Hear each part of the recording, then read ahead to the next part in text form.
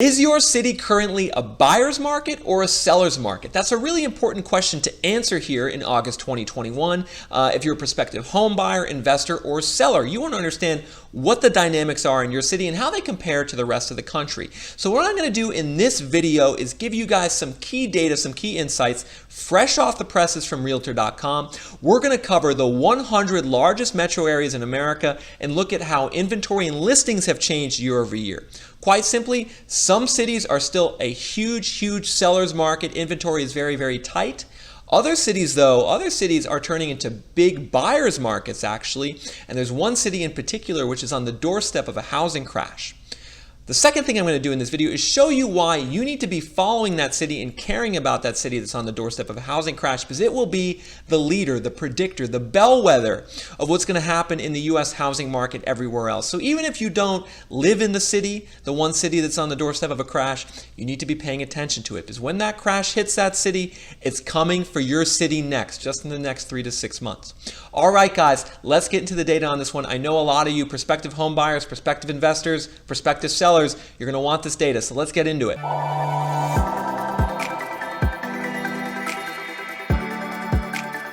We need to start things off by looking at this map, which is showing the 100 largest metro areas in America, and it's showing them based on a very key indicator, a very key data point that you all need to be tracking if you're a prospective buyer, investor, or seller in your specific market. You need to be understanding this data point, and that's the percentage change in inventory on the market. And inventory is super important to track, right? And obviously, the lower the inventory and the more constricted inventory is, the more prices go up and the more of a seller's market it is. The more that inventory goes up and gets higher and gets more homes on the market, the more it becomes a buyer's market. And so I'm sure you guys have noticed through me talking here is that there's very different color coding on these cities, metros. Some are deep red, others are deep yellow. What does that mean? Well, ones that are deep red have had big declines in inventory year over year through the end of July. For instance, a place like Charleston, South Carolina, has seen a 56% decline in active listings year over year. That means Charleston is still very fiercely a seller's market, and there's very little inventory out there, probably lots of bidding wars, probably lots of over-ask situations. Another one would be Northport, Sarasota, Florida, a 69% decline in inventory year over year. And what you can really see is that pretty much everywhere in the Southeast is like this, is in deep red. If we were to go to Tampa, if we were to go to Orlando, if we were to go to Nashville, if we were to go to Raleigh, where we've seen a 64% decline in inventory in Raleigh. So what this map and data is saying is that the southeast part of the U.S. is still very much in a frenzied, mania-driven segment of its housing market cycle. And then if you're a buyer in the southeast right now, it's very difficult for you. But now, of course, not all parts of the country are red. Some are yellow. And what does yellow mean? Well, yellow means that there's actually an increase in listings and inventory on the market year over year through the end of July. One such place is Washington, D.C. There's actually a 14% increase in listings year over year in D.C., which indicates the market is softening, becoming more of a buyer's market. Another place would be Akron, Ohio. Another place will be Milwaukee, Wisconsin. But really what I want to point you to is the West Coast. You can see here that there's some yellow in California. A place like San Diego is actually seeing a 5% increase in inventory year over year. So San Diego, which was a very hot market, is starting to see more listings. Fresno is starting to see more listings, and Stockton is starting to see more listings. But really, no market in America is seeing the type of inventory surge that Boise, Idaho is. Or I should say Boise. There's no Z in it apparently. It's not Boise, it's Boise. Boise. 34% increase in active listings year over year. An absolutely massive surge in inventory through late July 2021 compared to late July 2020. No other market is even close to what's going on in Boise. So if you guys are enjoying the data presented in this video and you want to see more of it going forward, just hit that like button. When you do that, it feeds YouTube's algorithm, gets me some more views, and actually allows me to produce more of this content going forward. I actually went from doing 2 videos per week to 3, all because of the support that you have given me on this channel. Additionally, leave a comment. I want to hear what you are seeing in your market specifically. What city do you live in? What's the housing market look like? If you leave a comment, I'll try to actually respond and let you know what the active inventory and listings change is year over year in your city.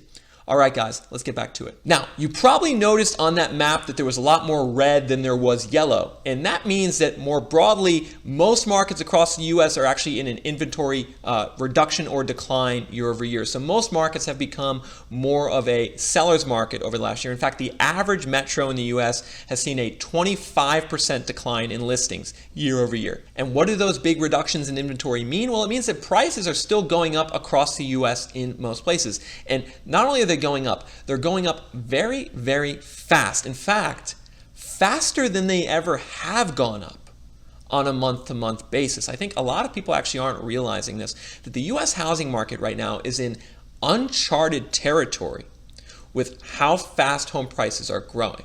And you can see what I'm talking about on this graph, which is showing the month-over-month increase in home prices in America over the last 25 years. And this is data that comes from Zillow. And the first thing that jumps off the page is, oh my God, home prices are just shooting through the roof over the last year. I mean, we went from being like historically around 3 or 4% increase per month to now we're up to 2.2% increase month over month in America in June. That's by far the highest level ever, as are the last couple months. May was plus 1.7%. April was plus 1.5%. Even in the frenzied time of 2004, 2005, 2006, we never even got close to the levels of appreciation that we're seeing across America today. And that's got to stop you in your tracks a little bit, right? I think a lot of people know that home prices are booming in the US right now, but I don't think a lot of people know that the month-over-month appreciation that the US is seeing in the last 6 months is double what it was in 2005.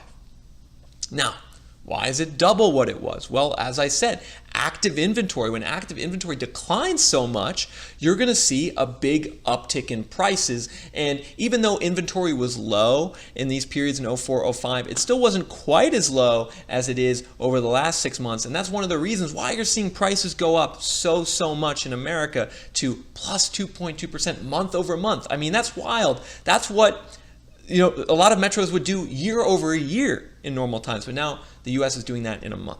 Now, the $1 million question for all of you out there who are looking to buy a home or investment property, or all of you who are debating whether to pull the trigger and list your home for sale, the $1 million question is, what's going to happen to home prices over the next 6 to 12 months in America? And where are they going to go? But to properly answer this question more generally across the US, we need to zoom back in now on specific markets, because actually different markets are on very different schedules, very different timelines in terms of their appreciation, and then in terms of their inventory increase and their inventory decrease. And understanding this timeline for your city is imperative for you to make the right decision about whether now is the time to buy or to wait. And so let's look at home price month over month appreciation again, but we're going to look at 2 specific cities. We're going to look at Boise, Idaho, and Raleigh, North Carolina. And so that's what we're looking at here on this graph. Boise is the yellow line, Raleigh is the blue line, and we're looking at month over month change in home prices going back 25 years. Once again, this is data that comes from Zillow. And what you can see is that just like the US average, both Boise and Raleigh are blowing the doors off. They're absolutely blowing the doors off their previous performance. Never before has either market ever achieved appreciation like they're currently achieving. But what I really want to point you to, and what I really want you guys to pay attention to, is the gap between these 2 lines, and specifically the gap that's developed over the last year. So let's zoom in a little bit, which is what we're doing now. We're zooming in over the last 5 years. And what I want you to pay attention to is when Boise's home price growth really starts taking off. September of 2020, October, November, December, January, February, March. Now we're all the way up to 4.5% month over month increases in Boise. But really it was the fall, the late summer into fall of last year, where home prices in Boise really started going. In Raleigh, though, it wasn't quite the same. Raleigh was still fairly muted in its home price appreciation, and it really wasn't until the last couple months where we've seen crazy levels of growth. So for instance, in June, Raleigh is up 2.6% month over month. Boise was at that level in November. So there's about a 6 to 7 month lag in terms of where Raleigh is going compared to what Boise is going. And for those of you who might not live in Raleigh, what I want you to think of is that Raleigh here is kind of representative of all of those metros in the southeast that we looked at. Tampa, Charleston, Orlando, Nashville. Raleigh is kind of representative of them in that it wasn't really until the last 3 or 4 months when the housing market took off in these cities, but it took off in Boise back in the fall. So why am I paying so much attention to Boise here? I mean, it's a small metro. A lot of you might not even know where it is. You can point it out on a map. But it's extremely important to understand what Boise is doing if you want to understand what the U.S. housing market is going to be doing in 6 months. Because in the way that Boise was ahead of Raleigh by 6 months in appreciation, it's going to be ahead of the rest of America by 6 months in terms of depreciation and in terms of having a crash. The crash is going to show up in Boise first. It's going to show up in the next couple months as the rest of America is still increasing its home prices. And so you're going to see national home price data still looking strong in July, August, September, October. But you're going to see certain cracks in the ship in certain markets like Boise, where prices are going to start going down. And those price declines are going to be predictive of what's going to occur in the rest of America going forward. And that's why Boise needs and deserves your attention, even if you're somewhere halfway across the U.S. Because what happens in Boise is going to happen everywhere else just 6 months later.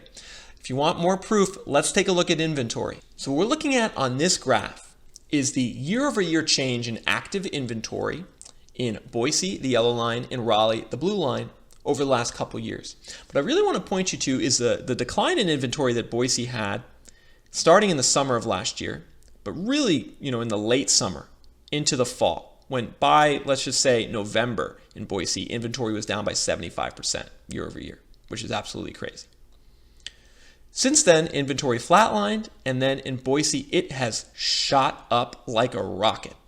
And inventory in Boise is going to keep skyrocketing over the next couple months as more and more delayed listers come to market, as more and more buyers go on buyer strike, as more and more people leave the city because it's gotten so expensive.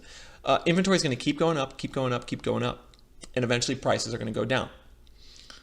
But we can see again, Raleigh is on this delayed timeline, where Raleigh got to the same levels of kind of inventory reduction, minus 74%, minus 74% inventory year over year. But whereas Boise hit that in November, Raleigh hit that in April.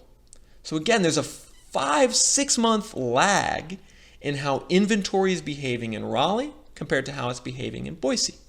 And you can bet your britches that inventory in Raleigh will shortly follow the same example set by Boise, and in the next 3, 4, 5 months, we're going to see this blue line rocket up as well.